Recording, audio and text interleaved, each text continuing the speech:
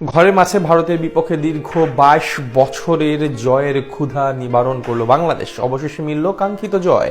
নিজেদের চিরপ্রতিদ্বন্দ্বী man in ব্লুদের হারিয়ে বছর শেষ করল টিম টাইগার্স। শেখ মুরসালিনের অসাধারণ গোলের পর হামজা সমিতদের জান প্রাণ দিয়ে লড়াই, ভারতের হাফ লাইন ডিফেন্স এবং সব ফুটবলারদের চোখে চোখ রেখে জবাব দিল টাইগাররা। ভারতের সাথে 22 বছর পর বাংলাদেশের এমন জয় নিয়ে বিস্তারিত জানবো রিপোর্ট। দক্ষিণ এশিয়ার এল ক্লাসিকো, বাংলাদেশ বনাম ভারতের লড়াই মানেই তো আলাদা রকম উত্তাপ, যেটা নজরে পড়েছে আজ ন্যাশনাল স্টেডিয়ামে। গ্যালারি ভর্তি দর্শকের মাঝে এদিন শুরু থেকেই দুই দলের মাঝে ছিল গোল করার ক্ষুধা। প্রথম 10 মিনিটে দুই দল অবশ্য বলার মতো কোনো চান্স ক্রিয়েট করতে পারেনি, তবে 11 মিনিটে আসে সাফল্য। ভারতের হাইলাইন ডিফেন্স থেকে মাঝমাঠ থেকে বল পান রাকিব হুসাইন। বল নিয়ে বাম প্রান্ত দিয়ে ছুটে যান তিনি, প্রতিপক্ষের দুই ডিফেন্ডারকে গতিতে পরাস্ত করেন এই উইঙ্গার। এরপর মাঝ বরাবর গিয়ে ডি বক্সের ভিতরে শেখ মুরসালিনের উদ্দেশ্যে বল বাড়িয়ে দেন রাকিব। সেখান থেকে ডি বক্সের ভিতরে বল পেয়ে ভারতের গোলকিপারকে বোকা বানিয়ে বল জালে জড়ান মুরসালিন।